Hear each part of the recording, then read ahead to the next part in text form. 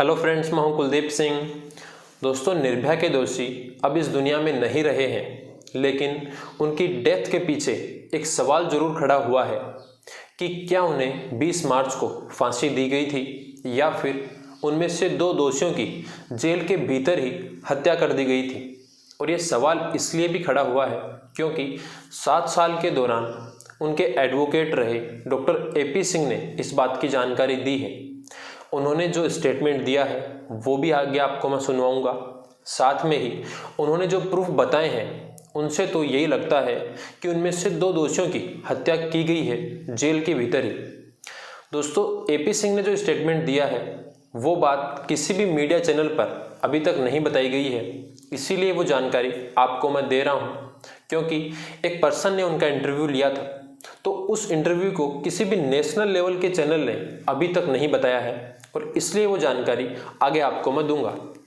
दोस्तों, 20 मार्च को 4 दोषी मुकेश, पवन, विनय और अक्षय को फांसी दी गई। यह जानकारी हमें सभी टीवी चैनल ने दी थी, लेकिन उनके एडवोकेट डॉक्टर AP सिंह ने बताया कि जब पवन का अंतिम संस्कार किया जा रहा था उस समय वो वहीं पर ही मौजूद थे और उन्होंने देखा कि पवन के हाथ की नस कटी हुई थी, उसका शरीर पीला पड़ चुका था और पवन के गले के ऊपर फांसी के फंदे का कोई निशान नहीं है।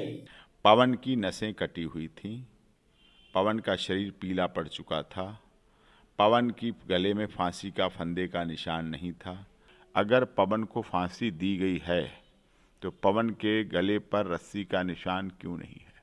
पवन जल्लाद ने बताया था कि इन दोषियों को लगभग 30 मिनट तक फांसी के फंदे पर लटकाया गया था। तो ऐसे में जब किसी पर्सन को फांसी की सज़ा दी जाती है तो उसके गले के ऊपर फांसी के फंदे के निशान जरूर होते हैं, लेकिन एडवोकेट AP सिंह ने बताया कि उन्होंने पवन के फोटोग्राफ्स ले लिए हैं, उसके गले के फोटोग्राफ्स लिए हैं जहां पर फांसी के फंदे का कोई निशान नहीं है, उसके हाथ की नस कटी हुई है, वो फोटोग्राफ भी उन्होंने ले लिया है। साथ में उन्होंने यह भी बताया कि जिस समय अंतिम संस्कार हो रहा था तो उसके लिए उन्होंने ऑब्जेक्शन इसलिए नहीं किया क्योंकि वो उसका अंतिम राइट था, तो ऐसे में उस समय कोई भी डिस्प्यूट नहीं किया जाना चाहिए। तो उन्होंने फोटोग्राफ्स ले लिए हैं, अब उसके ऊपर एक्शन लिया जाएगा। साथ में सेकंड बात उन्होंने यह बताई कि दूसरा दोषी विनय का सर फटा हुआ था, उसके सर से खून बह रहा था। अस्पताल में भी जब उसका पोस्टमार्टम हुआ उस समय उसके सिर से खून बह रहा था और जब अंत्येष्टि के लिए उसे लाया गया उस समय भी उसके सर से खून निकल रहा था। विनय का सिर फटा हुआ था, विनय के और शरीर सही था, लेकिन विनय का सिर फटा हुआ था। विनय का सिर से ब्लीडिंग, खून निकलना।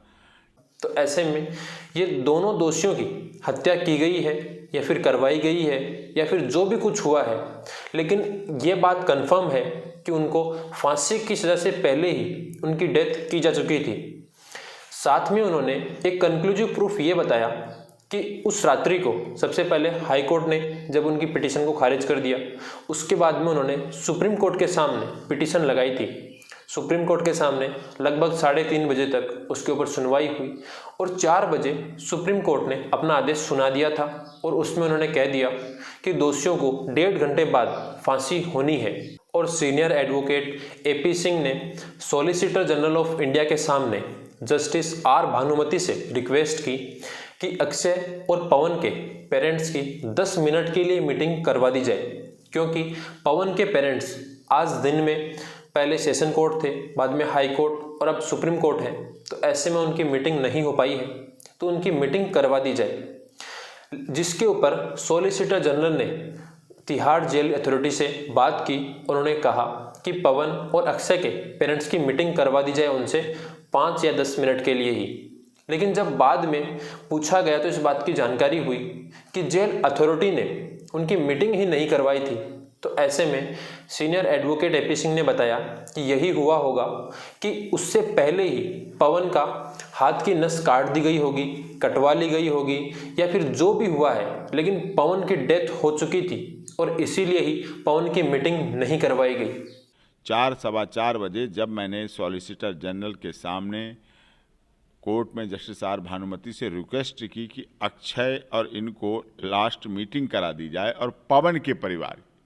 तो सॉलिसिटर जनरल ने कहा जेल अधिकारियों से कि हाँ ठीक करवा दीजिए, लेकिन फिर उसके बाद क्या जेल अधिकारियों ने रिपोर्ट दी, क्या बताई, क्या बातचीत बताई, वो यही बताई होगी कि वो तो नस कटने से पहले ही मर चुका है। और इसीलिए ही ये सवाल खड़ा हुआ है कि क्या इन दोषियों को फांसी की सज़ा हुई थी या फिर इनकी हत्या की गई थी। इसमें से विनय का जो सर फटा होना बताया है उसके लिए ये हो सकता है कि जब उसे फांसी की सज़ा दी गई उस समय उसका सर दीवार से टकरा गया हो, उससे भी फट सकता है। लेकिन इस बात की जानकारी अभी तक जेल अधिकारियों के द्वारा नहीं दी गई है, ये केवल हम अनुमान लगा सकते हैं। दोस्तों, इसके लिए तिहाड़ जेल अथॉरिटी से और दीनदयाल उपाध्याय हॉस्पिटल से मैंने भी इसकी सूचना मांगी है। तो जैसे ही इनका जवाब आएगा उसके बारे में मैं आपको अलग से बताऊंगा। दोस्तों, आई होप आपको ये वीडियो पसंद आया होगा। इसी प्रकार के और वीडियोस देखने के लिए चैनल को सब्सक्राइब करें और वीडियो को लाइक एंड शेयर करना ना भूलें, क्योंकि ऐसे इन्फॉर्मेटिव वीडियो मैं आपके लिए डेली लाता हूँ।